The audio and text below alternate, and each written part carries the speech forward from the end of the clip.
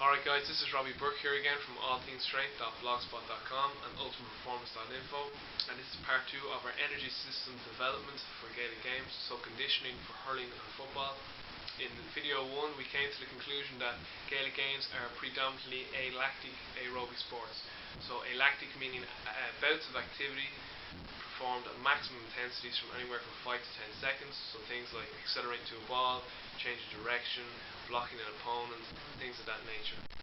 Aerobic meaning the system we use to recover in between our bouts of activity at high intensities. So when we're walking or when we're running, in between our bouts of accelerating to the ball and changing direction when we get the ball. So think about being cornerback, getting to the ball in front of your player and laying off the ball. You use your alactic system to perform that activity. Okay, a bout of activity at maximum intensity for anywhere from 5 to 10 seconds.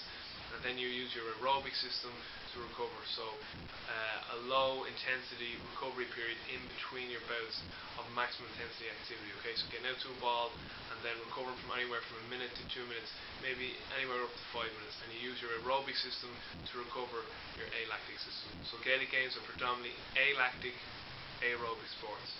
Now, there's a lot of questions in the field from coaches about how do we put this into a team setting, how do we periodize an energy system development program for alactic aerobic sports. So what I want to do is just run through an energy system development program for alactic aerobic sports like hurling and football. Okay, in block 1 of our training, our emphasis will be aerobic development. And the reason we want to do aerobic development block 1 is because aerobic qualities have the longest residuals. Okay, so aerobic residuals are longer than anaerobic residuals and alactic residuals. Okay, another reason we want to do aerobic training in block 1 is because, again, our aerobic system recovers our alactic system, and in further blocks in the periodized program we will be emphasizing alactic power and alactic capacity. So we will need to have that aerobic base in place from block 1 to help recover and replenish that alactic system when we go to work on our alactic system in block 1 or in further blocks in the periodized program. Okay, now this is where it may get a little bit confusing. In block 1 in your aerobic development, you need to determine who needs more cardiac output work and who needs oxidative work. Cardiac output work is for athletes whose resting heart rate is above 60 to 62 beats per minute. So aerobically these athletes are very unfit. They recover poorly in between bouts of activity of maximum intensities, and they recover poorly in between sessions of high intensities. Okay, so these athletes need cardiac output work.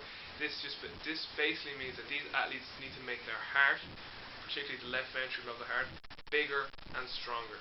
Okay, and to achieve this you need to do activities, and it doesn't really matter what activity it is, you just need to do activities within the heart rate range of 120 to 140 or 50 beats per minute. Now that's very low intensity work, and the problem with this is a sports coach sees that and he thinks that those athletes aren't working hard. But there's a reason you're doing that. You're looking for a certain adaptation to occur at the heart. To do this, as I said, you need to do activities within the heart rate range of 120 to 140 or 50 beats per minute.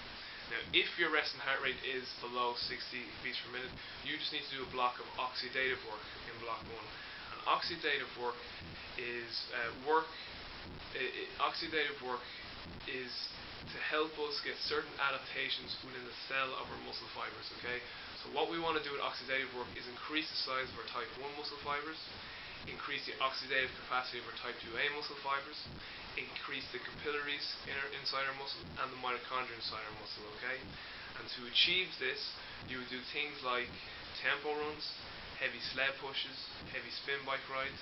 In the gym you can do things like tempo squats, tempo push-ups, and in the gym and out in the pitch you can do things like explosive repeats. Explosive repeats are things like squat jumps for 10 seconds followed by a recovery period of anywhere from 40 to 50 to 60 seconds or even longer, and you can do that for a certain amount of sets or a certain amount of reps, a certain amount of steps. You can do this for a certain amount of reps, and then for a certain amount of sets, and then for a certain amount of series. Okay, so that's oxidative development, and that's cardiac output development. So again, you need to determine who needs cardiac output work or oxidative work. And if you don't need cardiac output work, you just go straight to oxidative work in block 1. And from my understanding, from from my understanding, that's how it goes. Hopefully David Tanney or Patrick Ward or TJ Lance will see this video and they will add their comments to the blog. Then block 2, we would emphasize alactic power. Okay, so we would concentrate on bouts of activity at maximum intensity from anywhere from 5 to 10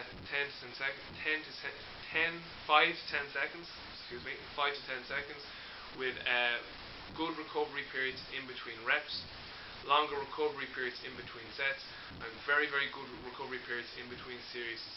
So with alactic power you can do anything from 4 to 6 reps, anywhere from 2 to 3 sets, and anywhere from 2 to 3 series. And again, the activities need to be between 5 and 10 seconds and performed at maximum intensity. And you can do things like acceleration, change of direction, agility training, sprints with the sled, things of this nature. And within the gym you could do things like kettlebell swings and again things of that nature again, okay, or explosive medicine ball throws. In block 3 we would do alactic capacity. Okay, and alactic capacity is just basically improving the athlete's ability to reproduce alactic efforts over and over and in slightly fatigued states. In this block the alactic efforts can be slightly longer. They can go from anywhere from 8 to 15 seconds, and the rest periods can be a little bit shorter than what they were for the alactic power block in block 2. Within a sports setting like Gaelic football or hurling, this can get a lot more sport specific, as you can use small sided games like 3-on-3, 4-on-4, 5-on-5 to improve this alactic capacity. And just going back to block 2 with the alactic power, you could also introduce a ball into those acceleration drills, change of direction drills, and agility drills, okay, to make it more sport specific. So in block 1 again we would do our aerobic development, depending who needed what. One group would do cardiac output, one group would do oxidative. Again, as I said, depending which group needed what in block 1. So that would be very general physical preparation, GPP. As we went into block 2, it would get a bit more specific as we do alactic power, and you can introduce the ball. Okay, and as we get into block 3, as we get near to the championship, we get very sport specific. We're starting to get specific physical preparation with small sided games and improving the alactic capacity, okay, of our alactic system. Now, there can be some development of the anaerobic system. From my conversations with David Tanney and Bill Hartman on the strengthcoach.com forum, there does seem to be a need to do some anaerobic work coming closer to the championship.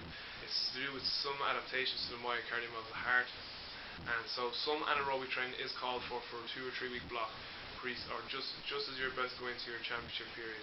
Okay, but for the main part of your energy system development program, you need to emphasize alactic aerobic capacities for Gaelic games, because hurling and football are mainly alactic aerobic sports. Okay, so I hope you found this video series helpful in some way. I hope you could understand the information. If you have any questions, just leave them on the blog. Keep checking out the blog, allthingsstrength.blogspot.com. Talk to you soon.